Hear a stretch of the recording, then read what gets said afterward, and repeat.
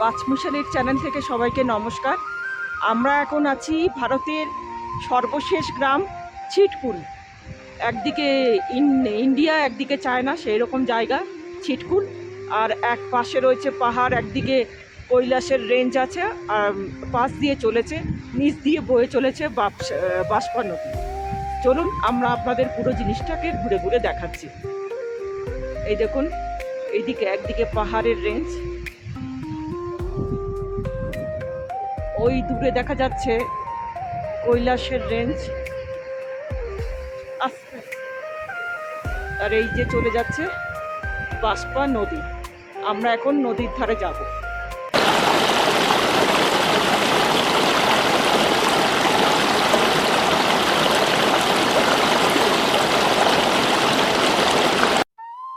আকাশের কিনারে দাঁড়িয়ে থাকা এক ছোট্ট গ্রাম, যার চারপাশে পাহাড়, পাইন, বরফ আর নিস্তব্ধতা। তারই নাম ছিটকুল গ্রাম। হিমাচল প্রদেশের কিন্নর জেলায় অবস্থিত ছিটকুল হলো ভারতের শেষ গ্রাম, যেখান থেকে আরো কয়েক কিলোমিটার গেলেই শুরু হয়ে যাবে চীন সীমান্ত, আর তারপরে শুধুই পাহাড়। সাংলা উপত্যকা থেকে প্রায় ২৬ কিলোমিটার দূরে বাষ্পা নদীর পাশে ৩,৪৫০ মিটার উচ্চতায় এই গ্রাম যেন ছবির মতো সাজানো।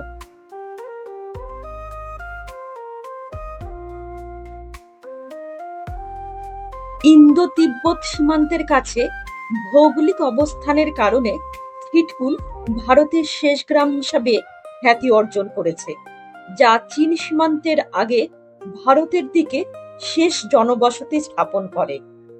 এই গ্রামের বাইরে কোনো বেসামরিক লোকের চলাচল নিষিদ্ধ। সমুদ্রপৃষ্ঠ থেকে প্রায় ৩,৪৫০ মিটার অর্থাৎ ১১,৩২০ ফুট উচ্চতায় অবস্থিত গ্রামটি সুউচ্চ পাহাড় দ্বারা বেষ্টিত এবং বাষ্পা নদীর তীরে অবস্থিত।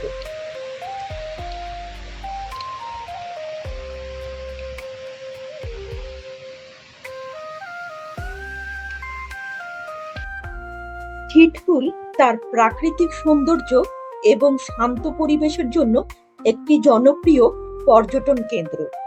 এখানে আসা পর্যটকেরা ছবির মতো সুন্দর দৃশ্য, বরফের পাহাড় এবং প্রকৃতির নির্মল বাতাস উপভোগ করতে পারেন। যেহেতু ছিটকুল গ্রামের পরে আর কোনো জনবসতি নেই, তাই একে ভারতের শেষ গ্রাম বলা হয়ে থাকে।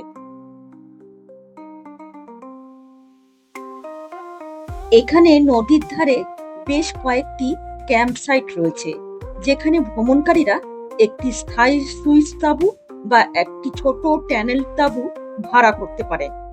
ভ্রমণকারীরা নামমাত্র ফি দিয়ে তাদের নিজস্ব ক্যাম্পও স্থাপন করতে পারেন।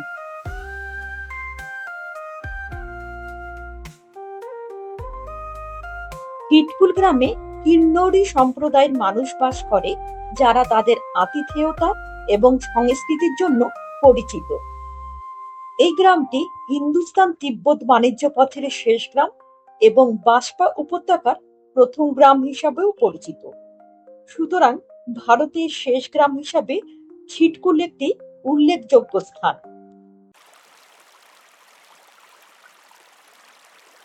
ছিটকুল ভ্রমণের সেরা সময় হলো এপ্রিল থেকে জুন, যখন আবহাওয়া শীতল এবং মনোরম থাকে। তুষারাবৃত প্রাকৃতিক দৃশ্যের জন্য ভ্রমণের সেরা সময় হলো অক্টোবরের শুরু বা মার্চের শেষ। বাষ্পা নদী বাষ্পা পাহাড় থেকে উৎপন্ন হয়ে শতদ্রু নদীর সাথে মিলিত হয়েছে। এই নদীর সংলগ্ন উপত্যকাটি বিশাল ওক এবং পাইন বন দ্বারা আবৃত, যা এই স্থানের প্রাকৃতিক সৌন্দর্যের মূল নিদর্শন। উপত্যকার নিচের অংশটি সবুজ মাঠ, তৃণভূমি এবং চারণভূমিতে আবৃত থাকলেও ওপরের অংশে তুষারাবৃত পাহাড় রয়েছে, যা সত্যিই মনোমুগ্ধকর দেখায়। বাষ্পা নদীর চারপাশে অনেক গ্রাম রয়েছে, যা পর্যটকদের বাষ্পা উপত্যকার মনোরম পরিবেশ অন্বেষণ করার জন্য প্রচুর সুযোগ করে দেয়। বাষ্পা নদীতে মাছ শিকারীদের স্বর্গ হিসাবেও বিবেচনা করা হয়, কারণ এখানে প্রচুর পরিমাণে মাছ পাওয়া যায় এবং এটি ক্যাম্পার এবং ট্রেকারদের জন্য একটি বড় আকর্ষণ।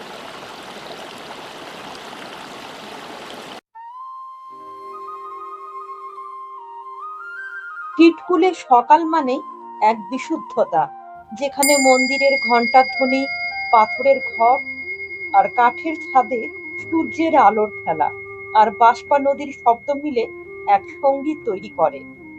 এই গ্রাম শুধুই ভৌগোলিকভাবে সীমান্ত নয়, এ এক সীমান্ত অনুভবের, এক থেমে যাওয়া সময়ের, এক গৌরবময় শূন্যতা, যেখানে সবাই নিজেকে খুঁজে পাবে, আবার হারিয়েও ফেলবে।